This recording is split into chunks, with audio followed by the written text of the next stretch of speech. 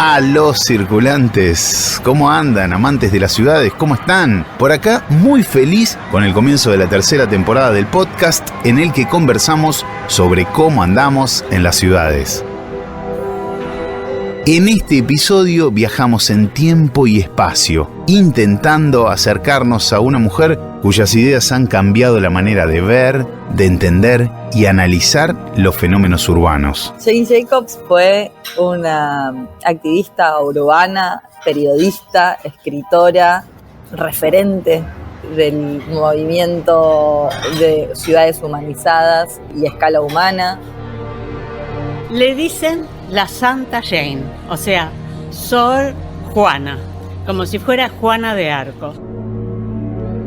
Hoy circulamos por vida y obra de Jane Jacobs, una de las urbanistas más importantes del siglo XX, idealista y disruptiva. Circulantes. Es un podcast de Grupo San Cristóbal.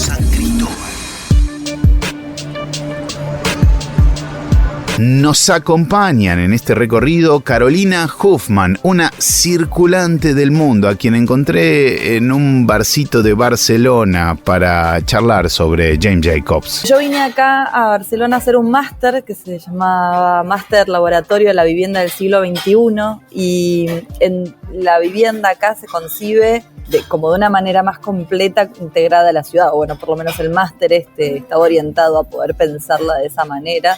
De hecho, mi tesis de fin de máster fue justamente pensar Buenos Aires como una gran vivienda colectiva, como el propio hogar, y entonces cómo lo cuidamos, cómo nos apropiamos, cómo lo transformamos, qué hacemos, cómo lo vivimos, cómo lo elegimos. Y en mi ciudad, en Rosario, fui a visitar a Ana María Rigotti, que es arquitecta y además investiga sobre temáticas vinculadas al urbanismo. El urbanismo es una disciplina que se empieza a gestar a mediados del siglo XIX, pero que crece en la segunda década del siglo, podríamos fecharlo en 1910, y sostiene que las ciudades son organismos que han fracasado por estos cambios de inusual dimensión, han fracasado en su capacidad de autogestionarse, de autocorregirse lentamente en el mismo proceso de crecimiento.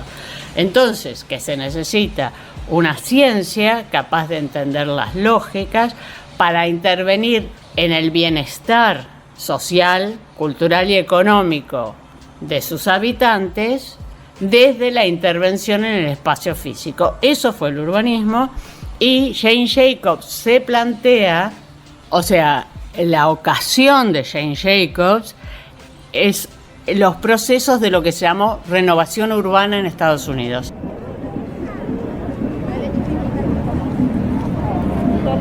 Estuve haciendo un montón de notas para esta nueva temporada de Circulantes y la verdad es que aprendí muchísimo sobre Jane Jacobs, así que quiero pasarles varias cosas que me estuvieron contando, otras que leí en sus libros y que vi en entrevistas y documentales dedicados a su obra. Jane fue una divulgadora científica, escritora, teórica y activista urbana de los Estados Unidos, pionera en instaurar el movimiento de ciudades humanizadas, que luego muchos arquitectos y urbanistas retomaron a través de sus proyectos y obras a lo largo de los años. ¿En qué contexto nace una figura tan fuerte, determinante y a su vez controversial como Jane? Si bien nació en el estado de Pensilvania en 1916, en 1935, durante la Gran Depresión, se mudó a Nueva York, ciudad que después de la crisis del 29 y con el comienzo de la Segunda Guerra Mundial, logró el impulso para seguir creciendo y consolidarse como la metrópolis por excelencia de Occidente. After the war, Después de la guerra, lo más sensacional que vino fue el florecimiento pleno de esta visión de una ciudad con autopistas elevadas.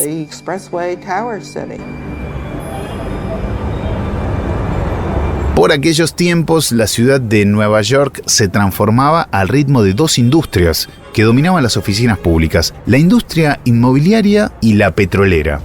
Llegó la generación de planificadores idealistas con la idea de la pureza del modernismo, tomando como modelo la propuesta de Le Corbusier. Le Corbusier, más que contemporáneo, era un poquito anterior a Jacobs, era como el emblema del movimiento moderno y de las ciudades modernas que tanto daño habían causado y que sobre todo referente en ese momento en 1960 para Moses. Él empieza como pintor, empieza a hacer críticas al cubismo. Todo en él es una pelea en los años 20, muy de la época, para el tema de la razón, del objetivo. Empieza a encontrar, que no fue el primero, pero el que lo dijo mejor y más apretadamente, la belleza del mundo industrial. Los Ángeles era el referente de ciudad y bueno, sabemos un poco cómo funciona Los Ángeles, ¿no? Como muchísimas autopistas, muchísima zonificación, barrios de muy baja densidad, mucha esparción, mucha movilidad vehicular, muy poco transporte público. Y cuando decimos zonificación de usos, ¿no? Como mucho shopping mall comercial, mucho distrito económico en el centro. Y encuentra en esas formas monumentales de la industria, de los silos, de las grandes fábricas norteamericanas, ve ahí una nueva monumentalidad, una nueva escala de arquitectura. Y él es una máquina de concebir ideas potentes. Aparece esta idea de que es posible diseñar a la gran escala que permite la industrialización, de la construcción, de los medios de transporte. El mundo industrial rompió con la escala de la vida, la escala de la temporalidad y la escala de la producción. Cuando estas ideas se trasladan a Nueva York en 1960, empiezan a demoler muchos espacios en pos de hacer autopistas y cambiar barrios que ellos definían como guetos. Digamos que agarraron las ideas de Le Corbusier y metieron autopistas a rolete. Un barrio definido como gueto en ese momento eran barrios donde la gente, la imagen esta que tenemos de Nueva York de 1950, de Nueva York, como que hemos visto en películas, de gente en la calle o en las escaleras, como muy cliché. A partir de que había gente juntada en la calle, se definía como guetos, se demolían esos barrios y se hacían barrios de vivienda al estilo modernista, ¿no? Como de torres y zonificados y a las afueras. Es aquí donde aparece la figura del principal antagonista de James, Robert Moses.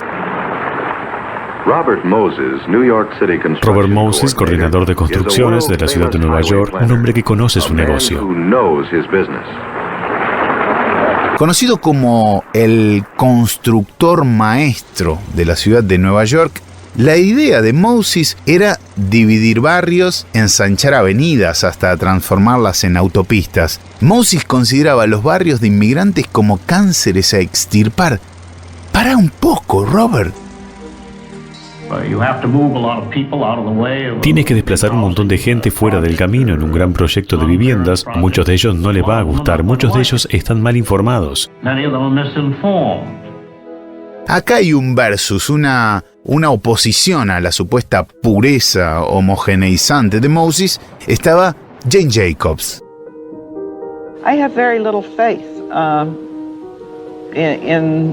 Tengo muy poca fe incluso en el tipo de personas que prefieren tomar una gran vista general de las cosas.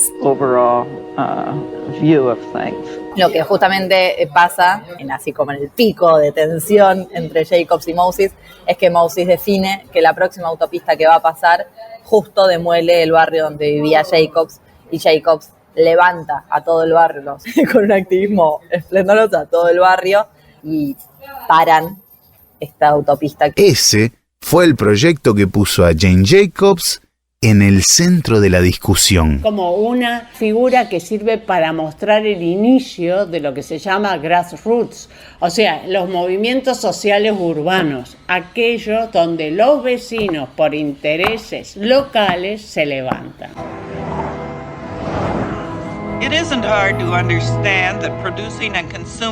No es difícil entender que la producción y el consumo de automóviles podría parecerle más importante a los gerentes de Ford o General Motors, pero es más difícil entender por qué la producción y el consumo de los autos debe ser el propósito de vida para todo el resto de nosotros.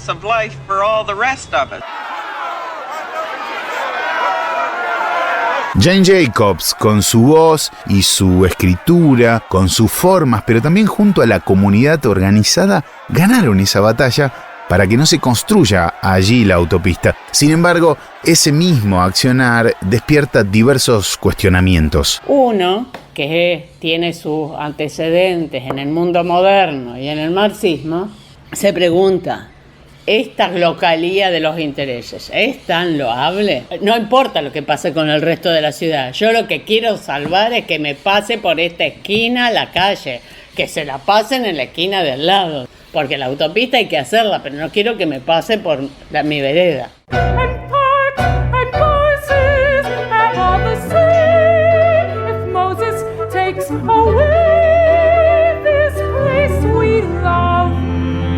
La tensión vivida durante aquellos años todavía hoy late en Nueva York, donde hace unos años se estrenó A Marvelous Order, una ópera dedicada a esta disputa entre Moses y Jacobs.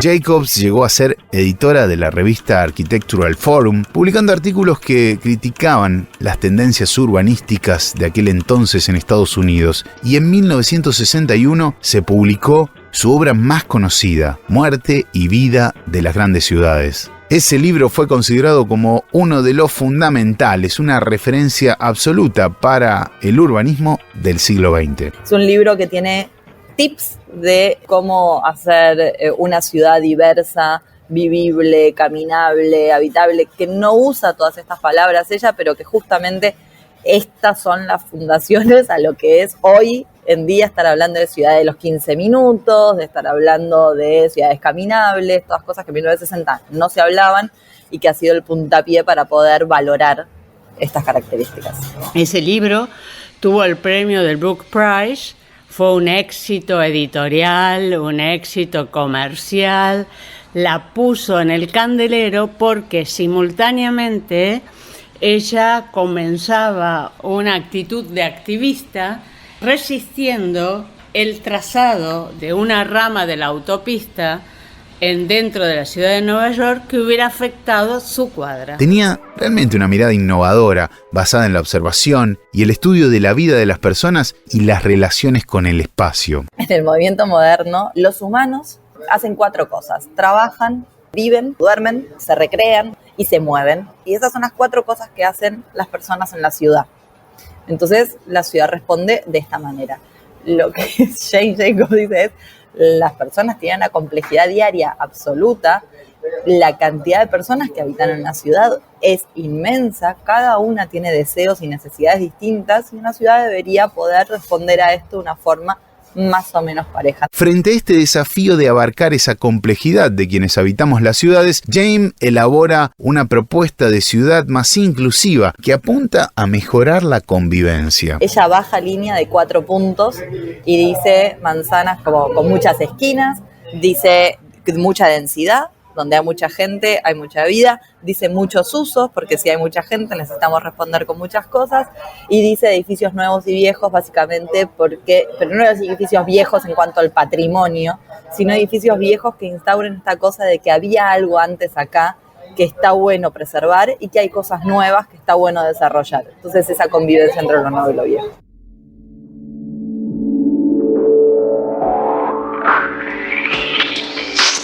En su momento, Jane Jacobs llegó a ser arrestada, hostigada, por eso tomó la decisión de mudarse a Toronto a fines de los 60, donde continuó militando desde su accionar y su escritura. Murió en 2006, a los 85 años, y al año siguiente la ciudad de Toronto proclamó el 4 de mayo, que era el día de su cumpleaños, como el Día de Jane Jacobs.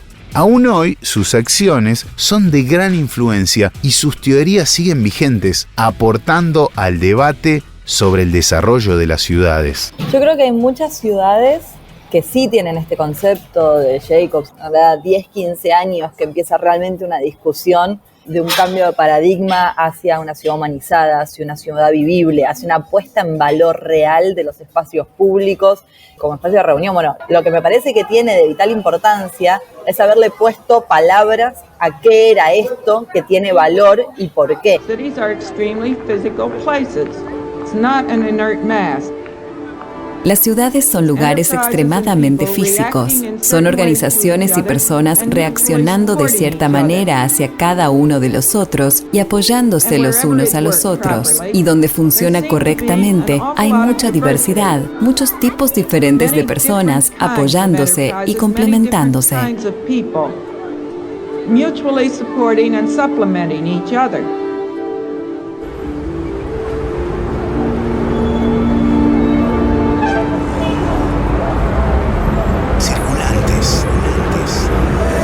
En los próximos capítulos te vamos a contar sobre algunos de los legados e influencias de James Jacobs. ¿Ya nos diste seguir en Spotify? Para saber cuándo sale el próximo episodio, búscanos como Circulantes y seguinos en las redes sociales y en Spotify.